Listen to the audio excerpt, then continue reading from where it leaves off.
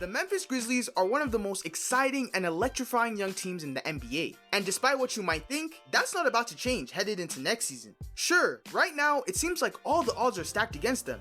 Ja Morant is suspended for 25 games to start the season, and key role players have either suffered major injuries or are just outright off the team. But with several guys on the roster looking to step up and take huge leaps, alongside the fact that the Grizzlies front office made some very underrated offseason additions, the Memphis Grizzlies look like they can overcome all the odds.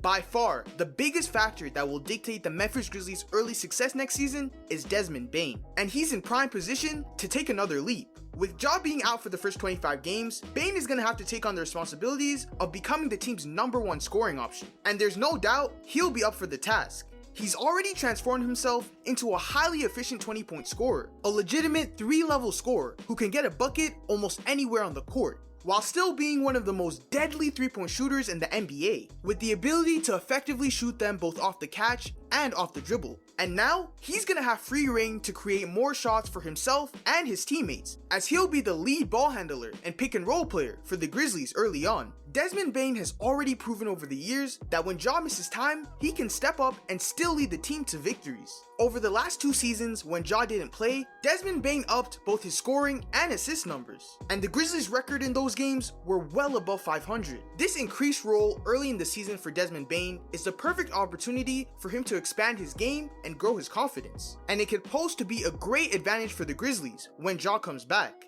Now, like usual, Jaren Jackson Jr. is going to anchor this team's defense. He's undeniably one of the most elite rim protectors in the entire league, averaging a mind-boggling 3 blocks per game last season, and his immense defensive impact was fully recognized last season after winning his first ever Defensive Player of the Year award. And with his abilities, Jaren is going to continue to be a top candidate for that award. But Jaren Jackson Jr.'s impact goes beyond defense, because on the offensive end, he's a major contributor as well. He put up over 18 points per game last year as the Grizzlies' 3rd scoring option, while showing off his impressive skill set as a big man to both score on the inside and stretch the floor on the perimeter. And headed into next season, Jaren will be hungry to seize the opportunity of a bigger role on offense. With Desmond Bane and Jaren Jackson leading the ship until Ja comes back, the Memphis Grizzlies will be in good hands to start the season. This Grizzlies squad has already shown the league that when their star player goes down, they can keep fighting. So much so that over the last 2 years when Ja doesn't play, the team still holds an outstanding record of 31-16, a feat that not many other teams in the NBA could accomplish. And on the bright side, Ja will still have over half the season to return to action and get comfortable with the team. And despite his troubled off-court history, it's hard to think that Morant will make the same mistake 3 times in a row. And from all accounts, it looks like Ja is finally on the right path to make a tremendous return to basketball. It goes without saying that when he's on the court, Ja is the engine that can propel this Grizzlies team into serious championship contention. He's a dynamic, powerful, yet graceful point guard, an unstoppable force going downhill, all while also possessing the high-level playmaking chops to also generate shots for his teammates through his immense rim pressure. But for the time being, Marcus Smart is a pretty good placeholder until Ja returns. Smart is a solid veteran point guard that just does a lot of things well. He's an above-average playmaker at the guard spot, which should relieve some pressure starting next to Bane. But more importantly, he's an elite perimeter defender, capable of guarding 1 through 3. And when Ja does come back, Smart has proven that he can successfully play alongside star players, with his experience being a primary facilitator while playing next to Jason Tatum and Jaylen Brown. And with his ability to guard bigger players, there's a world where Memphis keeps him in the starting lineup as a small forward to play alongside Ja. But either way, that Memphis bench will still see some major additions, with the team finally freeing Derrick Rose from his situation with the Knicks. Rose is still a highly productive NBA player, and hopefully the Memphis Grizzlies can give him some real minutes to put that on display. And he's also another veteran point guard that can provide a lot of leadership to this young team, especially to a player like Ja Morant, who coincidentally has a playstyle very similar to prime Derrick Rose. The Grizzlies are also about to get back 2 key contributors from injury. Brandon Clark looks very promising in his rehab and is hopeful to make a return to the court sometime next season. Clark has been a vital spark plug off the bench for Memphis. He's a high energy guy that uses his tremendous athleticism to impact both ends of the court. and his return will be a huge addition for the team. Starting big man Steven Adams is even further along on his recovery. He looks to be back in time for training camp, and his skill set has been dearly missed. Steven Adams provides some much needed size and rebounding to this team. He's a bruiser that goes after every board, and he brings a huge paint presence that the Grizzlies are severely lacking when he doesn't play. Adams is arguably the strongest player in the NBA, and he can bang down low with anyone, an ability that Jaren Jackson Jr. does not have the luxury of. And Steven Adams is also another older player on the team that can provide some very valuable playoff experience. But on the other hand, the younger players on this team can still prove to be key contributors. David Roddy showed some great flashes last season as a potential 3-and-D wing, and with the full season under his belt, he could emerge as a serious option for the Grizzlies at the wing position.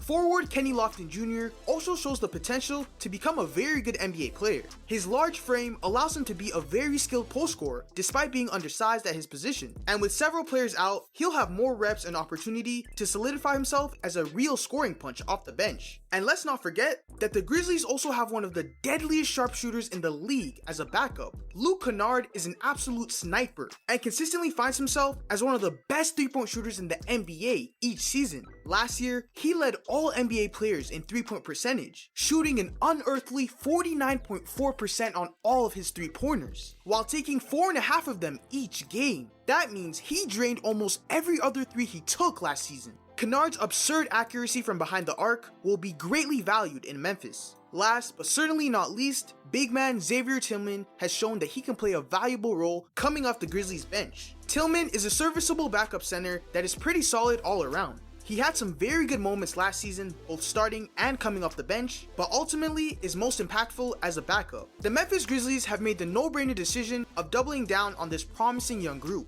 already re-signing both Desmond Bane and Xavier Tillman to long-term deals. The Grizzlies are going to surprise a lot of people this coming season. The Grizzlies are one of the most tough and resilient teams in the NBA, and will undoubtedly be able to handle the adversity of missing their star player for the first 25 games. The young talent on the team all project to take major jumps next season, and the veteran players that were brought on will help build a much needed culture and identity with the team. I just told them I'm not here to babysit you. I'm not here to follow you around. I'm not here to cheerlead. I'm here to push you. We're not here to babysit anybody, and I don't think anybody expected us coming here to do that. But we are coming in here to push one another and make each other great. And, I've dealt with suspensions. I've dealt with, stuff of my own. So, for Ja to be able to come and talk to me is something that, is a big part of this for me as well. I care for him as a human and as a teammate, and I want to see him succeed because if he's not succeeding, I can tell you one thing, this team's not going to succeed. And we know that, and I think everybody in the NBA world knows that. And above all else, one of the best guards in the entire NBA, Ja Morant, will make his return with much of the season still left to play, and he'll be carrying a giant chip on his shoulder, with a lot to prove to himself and the rest of the league. With one of the most well-rounded rosters in the entire NBA, the Memphis Grizzlies are gonna shock the world next season, comfortably finding themselves with another top 4 seed in the Western Conference again. And if the team is all clicking at the right time, then the Memphis Grizzlies might even just be championship contenders.